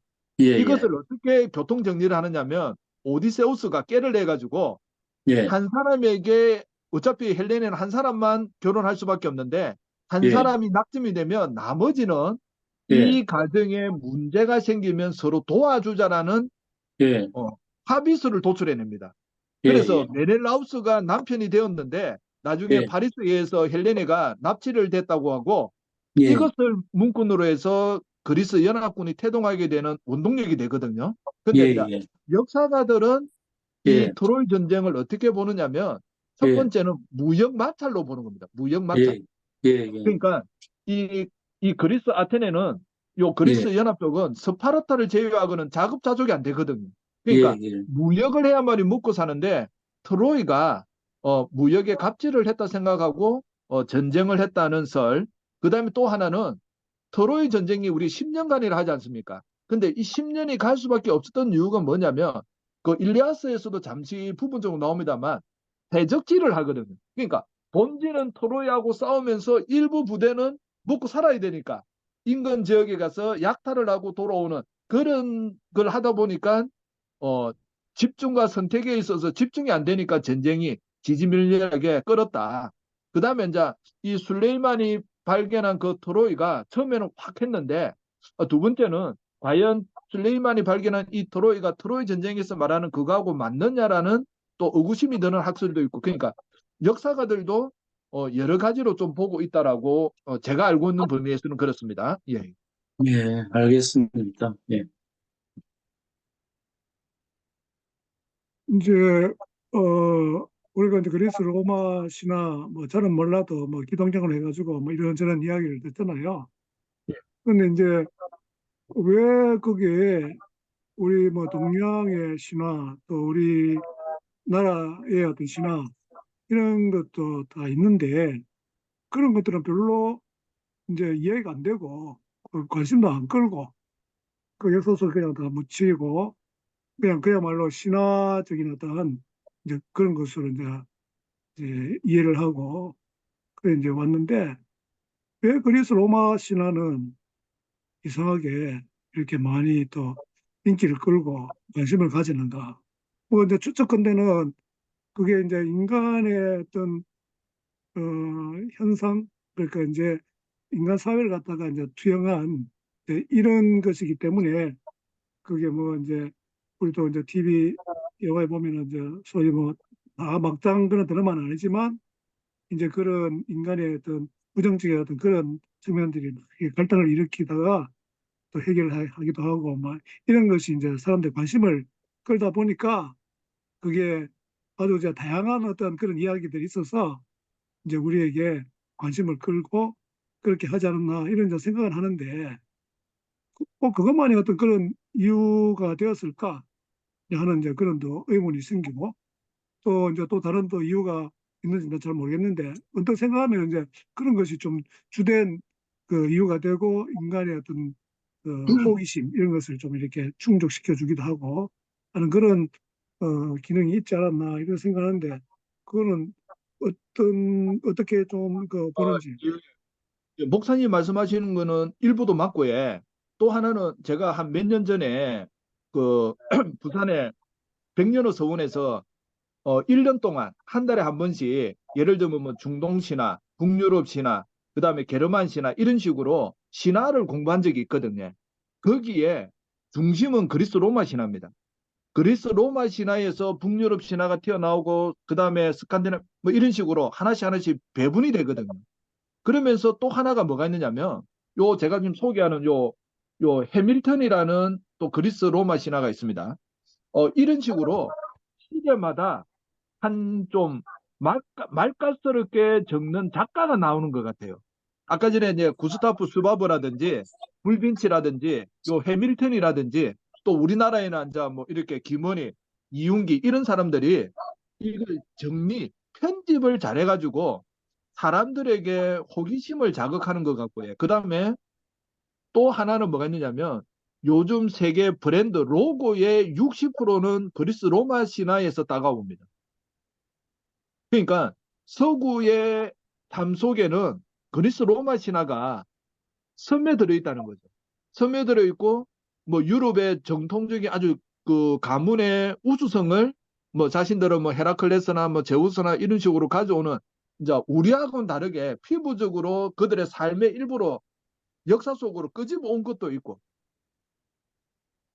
그래, 이것이, 아까도 제가 말씀드렸습니다. 신화의 네 가지 학설 중에서 첫 번째 성선설이라고. 그러니까 성경에 유사한 이야기가 있으니까 아무래도 자신들이 알고 있는 이야기에 조금 다르거나 또는 뭐 반대되는 게 있으면 혹하면서 빨아들이는 게 있다 보니까 그리스 로마 신화는 지금까지 살아남지 않았나. 그리고 뭐 특별히 좀 자극적인 것도 있다 보니까 사람들에게 호기심이나 이런 거 그리고 작가들에게 아주 중요한 소재가 된다는 거. 예를 들면 셰익스피어의 작품은 그 당대에는 뭐 그 여왕이 빅토리아 여왕이 뭐 인도하고도 안 바꾼다 이랬지만 요즘 학자들이 연구한 결과는 셰익스피어 작품의 대부분은 그리스 로마 신화에서 사용해 온 거거든요.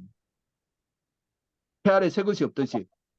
특별히 오비디우스의 벤신 이야기에 뭐 짧은 에피소드가 있는 것을 이야기꾼인 이 셰익스피어는 이제 분량을 이제 늘린 것밖에 없을 정도로 그러니까 그런 작가들의 세계에서 작품을 따오는 소재로서도 그리스 로마 신화가 한몫을 하지 않았나 예 그런 생각을 해봅니다.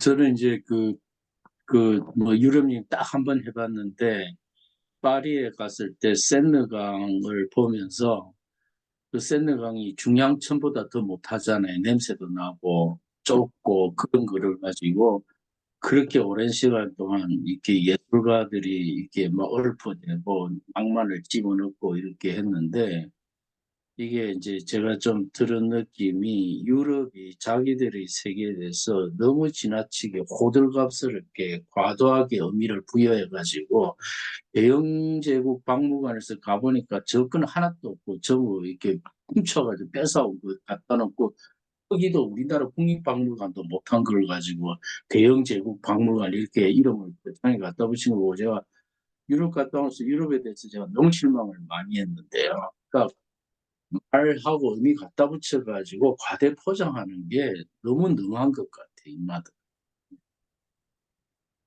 예, 맞습니다. 그러니까 예, 유럽 중심이 그 예, 다음에 2차 예, 세계대전 이후로는 미국 중심, 어차피 서구 중심이지 않습니까?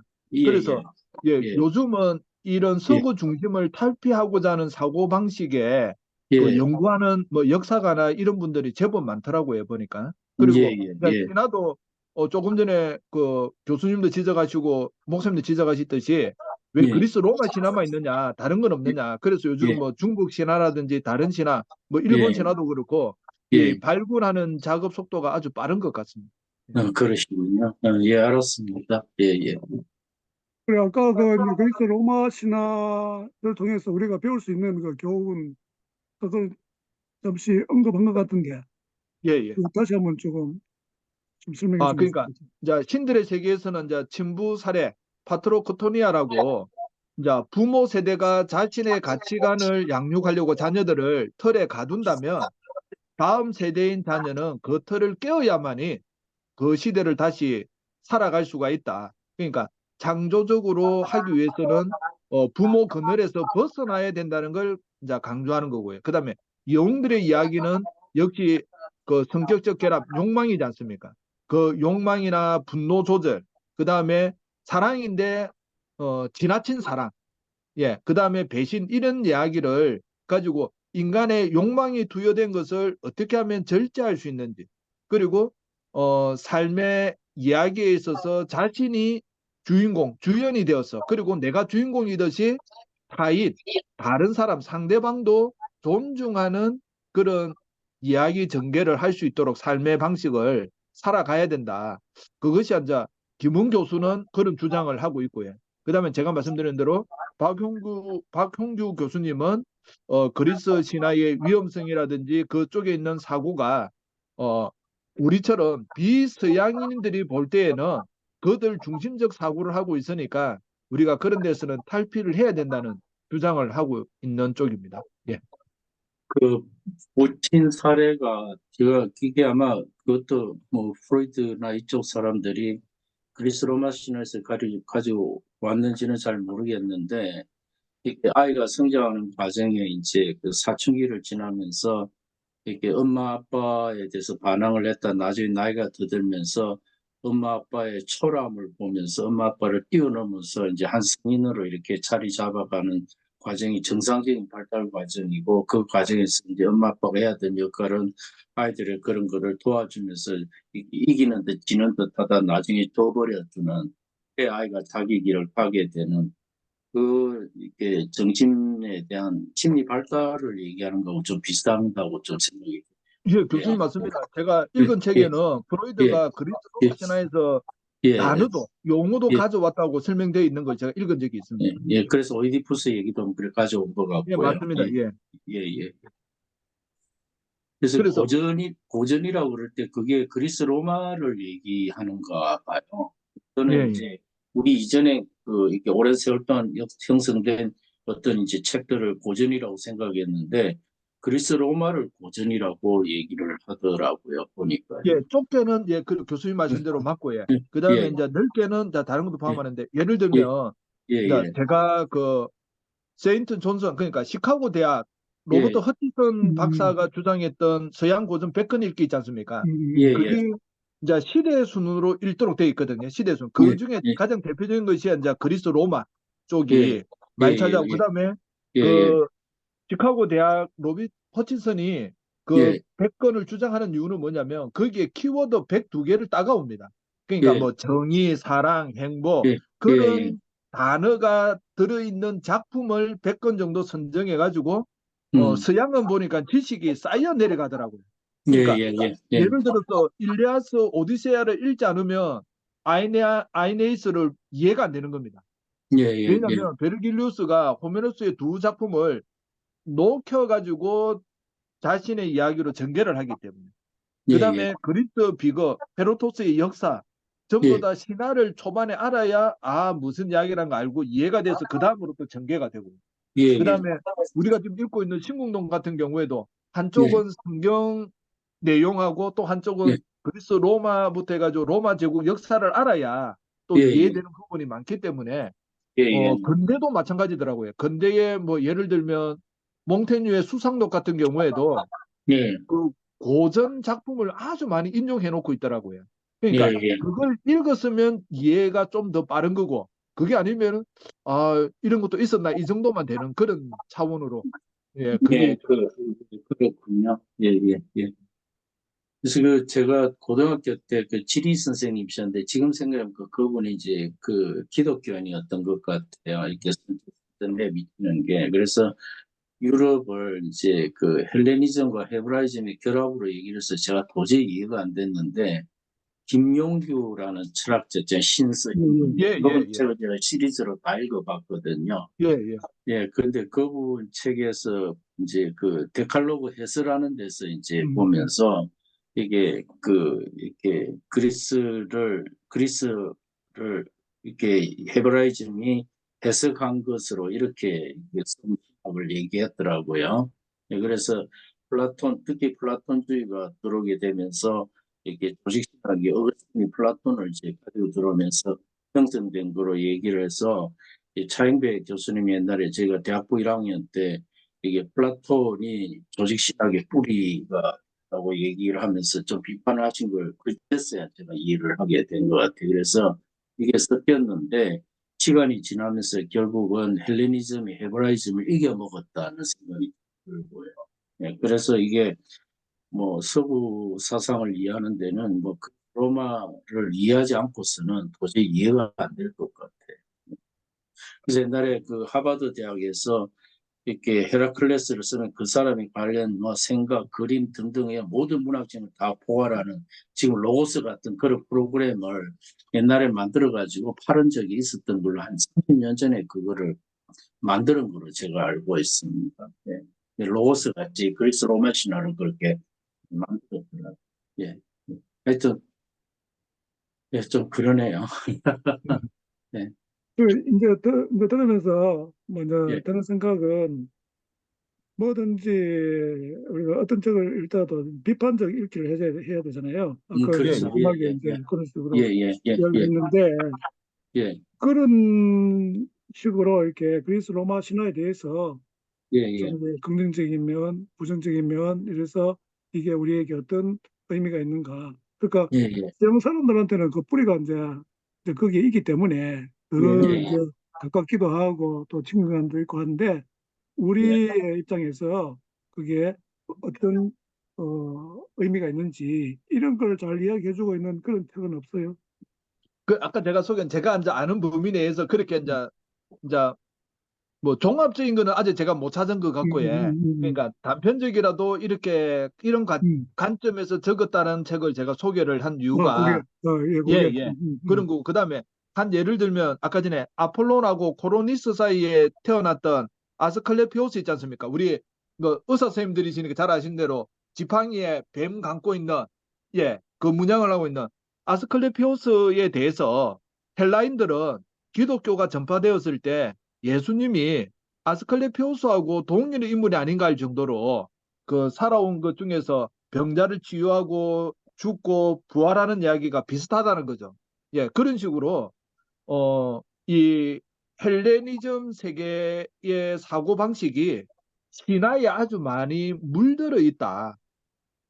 물들어 있다. 거기에 우리 교수님 말씀하신 대로 이제 철학적 사고가 이제 기독교를 만나서 기독교도 어, 순수 기독교가 아니고 이게 지금 물타기가 좀 되어 있어서 우리가 어, 어느 정도 진짜 정통 뿌리가 어딘가를 다시 한 번 더 숙고해야 되는 한 예를 들면 근대 세계 복음이 세계 역사로 세계 무대로 전개되면서 이 유럽 사람, 미국 사람이 가지고 있었던 자신들의 우월감을 그대로 전파하는 것이 과연 복음이냐 했을 때 그건 아니라는 게 제가 이제 예를 들면 우리 한국교회 초창기에 그 평양 대부흥의 원조가 1903년 4년에 그 강원도에 그 하디 부흥회거든요.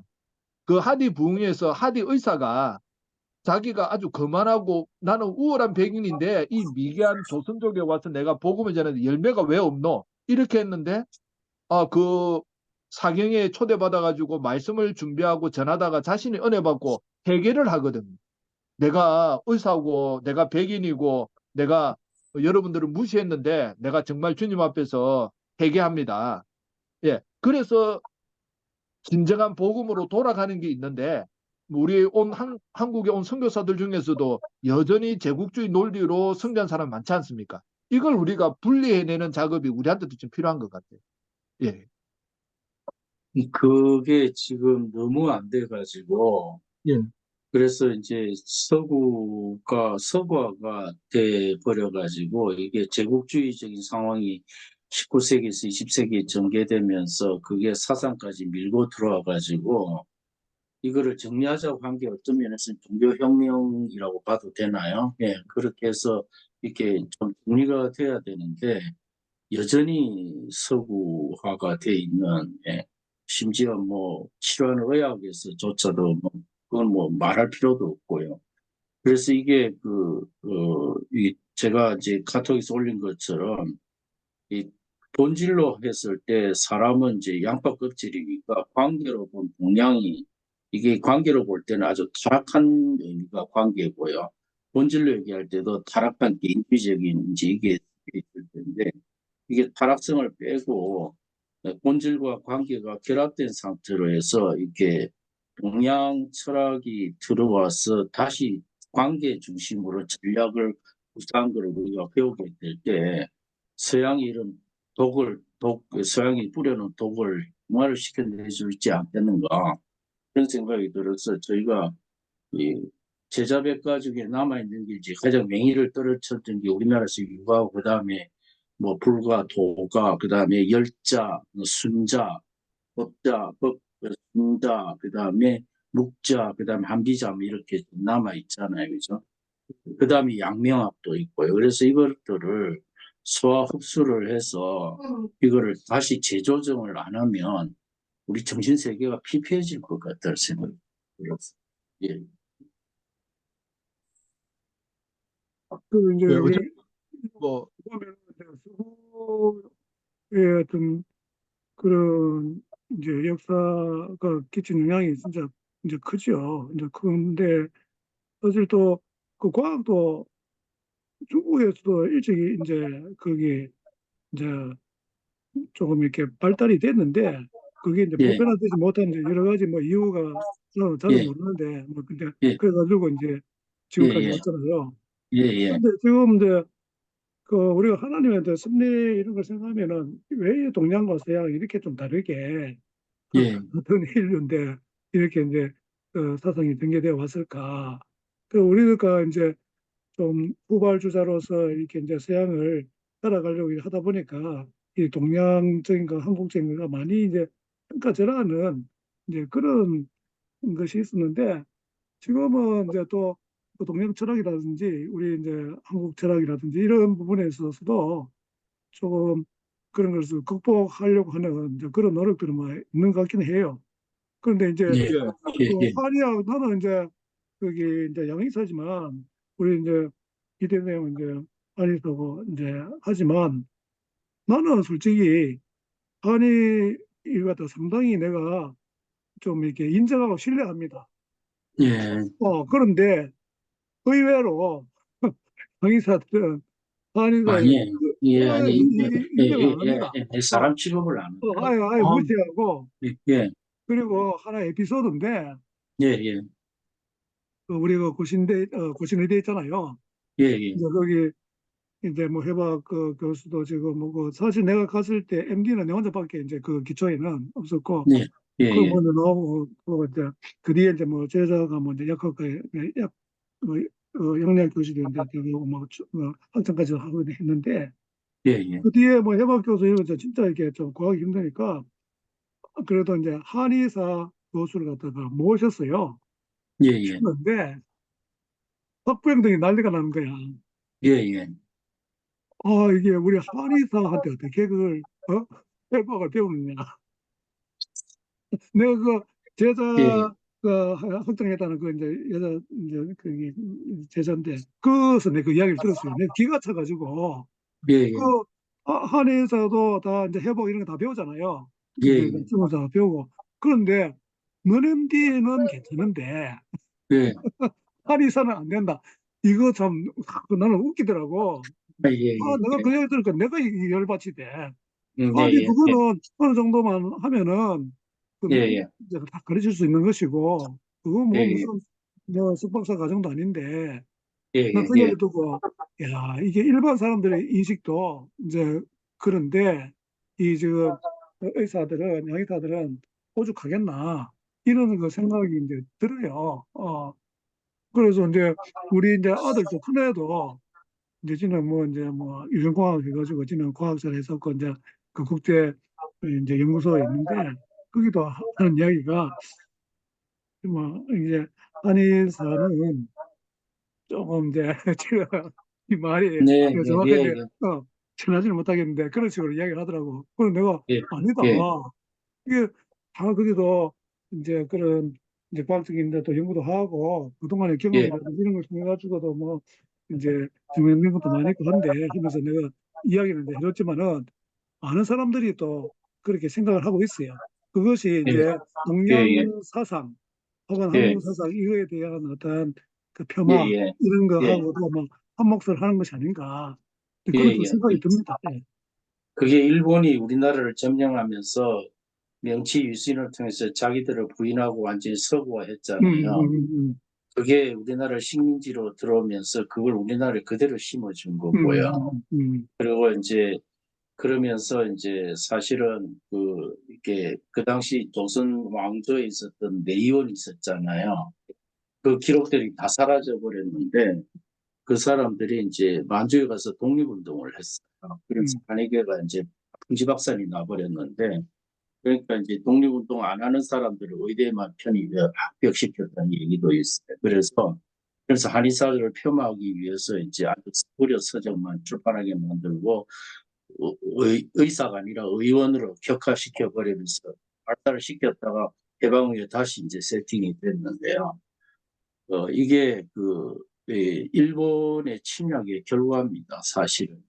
예, 그렇게 되면서 이제 제가 고등학교 배우기는 한국적인 거 모두 이렇게 기합리고 관념적이고 미신이라서 다 버려야 되고 서구 합리로 다 바꿔야 된다고 제가 수업 시간에 배웠는데 예, 그래가지고 그게 이제 제가 전혀 오고 싶지 않았다 한의대 와가지고 막 굉장히 고민을 많이 하게 만들었는데 그래서 제가 이제 이렇게 하다 보니까 이제 이게 동양 속에 있는 과학을 제가 발견하면서 제가 이제 과학 얘기를 하니까 또 한의학 교수님들 과학을 또 공격을 하는 이런 양쪽으로 제가 뺨을 얻어맞았는데 언제 한번 시간을 주시면 제가 한의학 특강을 합니다. 한 예, 3시간 정도 좋습니다. 예, 예, 예, 예, 그렇게 좋습니다. 하는데 상당한 과학이 숨겨져 있고요. 그거를 이제 용어를 옛날 용어로 쓰고 상징적으로 표현한 그거를 실체로 봐버리면 이거 완전 철학을 가지고 이상한 얘기하는 예, 그런 식으로 되고 그래서 가령 예를 들면 이제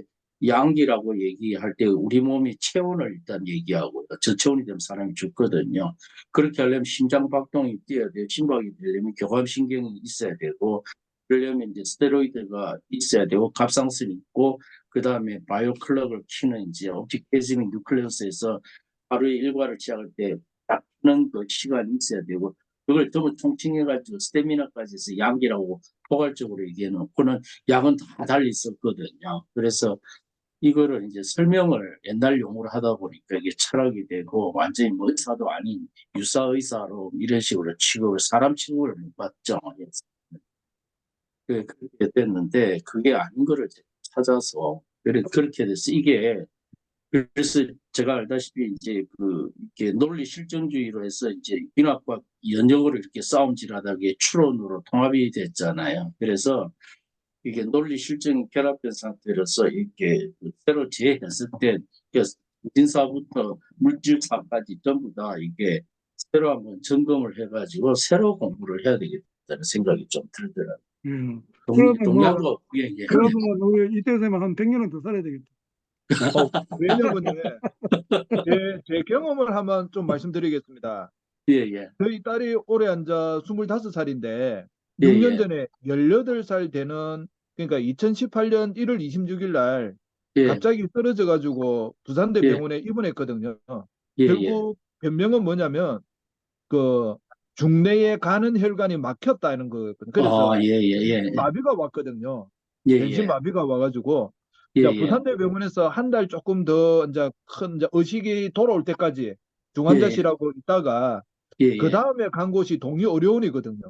예, 예, 자, 동의의료원에 간 이유가 양 한 방을 예, 같이 해서 치료한다고 해서 걸로 앉아 갔는데 예, 예, 제가 안타까운 게 예, 그 양학이나 한의학에서 서로가 예, 서로를 인정해 줘야 되는데 그걸 안 하더라고요. 예, 근데 예, 제가 우리 딸을 보면 예, 양학에서도 도움을 받았고 한의학에서도 도움을 받았거든요. 예, 왜냐하면 예, 우리 예, 예, 딸의 그 차도가 나아지는 걸 보면 예, 차도가 예, 나아지는 걸 보면 예, 그런데 뭐 상담을 하거나 뭘 하면 보면 예, 그 신경정신과에서는 같은 동의 의료원인데도 예, 예, 한의학에 대해서 좀 불신하는 게 있고 또 예, 한의학 선생님은 좀 예, 양학을 좀 경계하면서 좀 예, 아주 비밀스럽게 치료하는 것도 있었거든요. 분명히 예, 두 개를 다 하는 건데, 예, 예, 근데 서로가 미팅도 가지고 좀 더 이걸 협업적으로 하면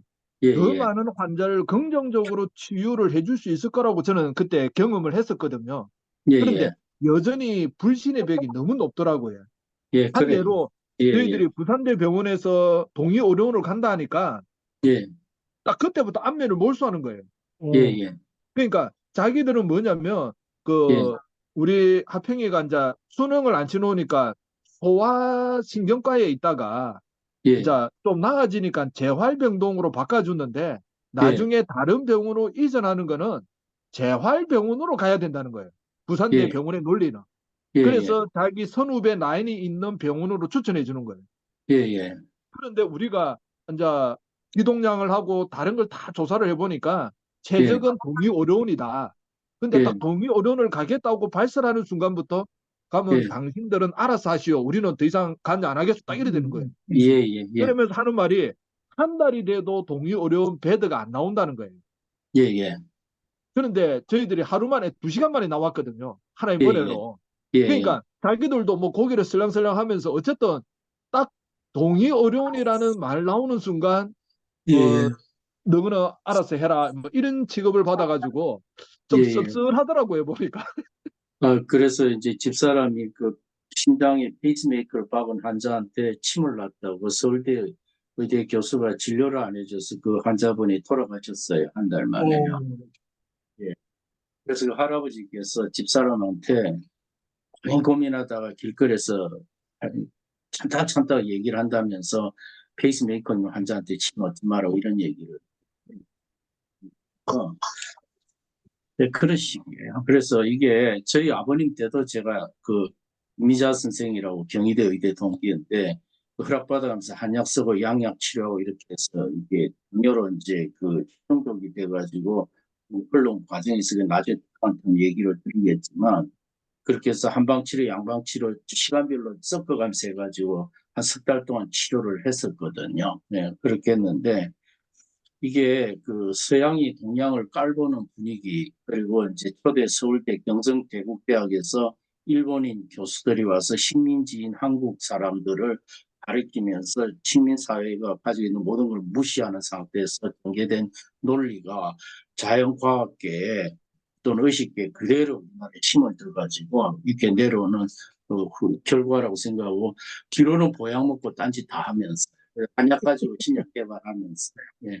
그래서 이게 업권의 싸움이고 그래서 한의사든 양의사든 저는 양쪽에 다 두드려 맞아봐가지고 정신이 하나도 없는데 하여튼 이게 동서양이 이게 융합이 돼가지고 새로 이렇게 그 안에서 이게 새로 거듭나는 이 작업이 우리나라에서 있어야 이 다음 세계가 제대로 갈 것 같아요. 그 작업을 우리가 해줘야 되는 시점에 이미 왔는데 안 하고 지금 아직 땡기고 있는 게 한국 현실로 보여집니다. 그러니까 그런데 기득권을 안 넣으려고 하는 게 문제인 것 같습니다. 예, 예. 예, 그런데 이제 제가 예, 이제 그래도 이제 신학을 한 입장에서 이제 예, 우리 예. 기독교를 좀 이제 생각을 이제 해볼 수밖에 없거든요. 나누고 계세요. 저 잠깐 갔다 올게요. 예, 예.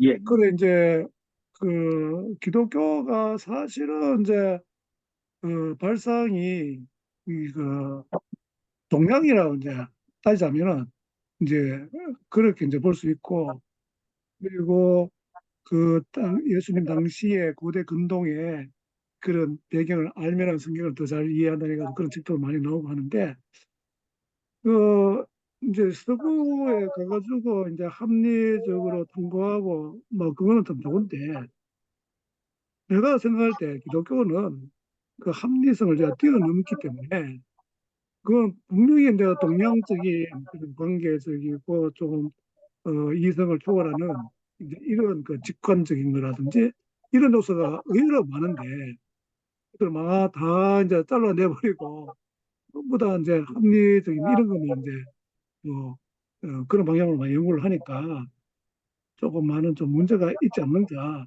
그래서 우리 이제 한국인의 입장에서는 좀 이제 그런 장점이 그래도 우리 이제 그 역사라든지 문화 속에서 이제 그런 것들이 요소들이 돼 있으니까 그걸 조금 신학적인 그런 측면에서 오히려 좀 연구를 하고 이러면 좀 좋겠다 이런 이제 생각은 드는데 그걸 잘 모르겠어요. 전부 다 그것도 이제 신학도 다 서구에서 배워와가지고 그대로 이제 뭐 학습하는 이제 그런 거니까 조금 그런 책들이 뭐 이제 없잖아만 오긴 하는데 이게 너무 미미하기도 하고 이제 근본적으로 조금 기독교가 이제 관계적인 그런 종교이기 때문에 그런 면에 있어서는 이 동양적인 이제 훨씬 유리하고 또 근본적인 어떤 기독교에 대한 이해할 툴로서 아주 좋겠다. 나는 이제 그런 좀 생각을 하는데 이거 뭐 내가 뭐 그걸 생각한다고 뭐 되는 문제는 아니고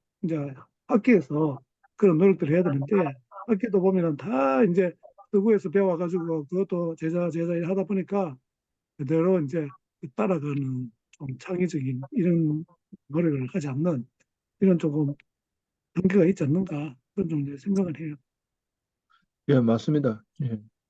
특히 신학교 교육부터 좀 바뀌어야 된다고 생각합니다. 아 그래요. 뭐 많이 바뀌어야 돼요. 어쨌든 아이고 오늘 제가 정리할 수 있는 시간을 한번 주셔서 감사합니다. 그 아, 나중에 아닙니다. 한번 올려주시면 제가 예, 보고 예, 제가 네, 또 반성할 건 반성하고 예, 이러면서 제가 좀 유튜브에 예, 올려놓겠습니다. 아닙니다. 예, 예, 예. 예, 하여튼 그러면 뭐, 예, 예. 시간을 뭐 오늘, 됐고 해가지고 예, 예, 다음 예, 주에 월요일 날 그러면은 이제 뵐게요. 한 달 예, 뒤에 합니까? 예, 3월 학습은? 21일 날 예, 하겠습니다. 좋습니다. 3월 21일. 예, 예, 다들 예, 그 기다리죠. 예, 다음 주 어쨌든 수고 월요일 날 많으십니다. 그러면, 예, 예, 커먼 그레이스 뵙도록 예, 하겠습니다. 예, 고맙습니다. 예. 예, 예. 예. 예.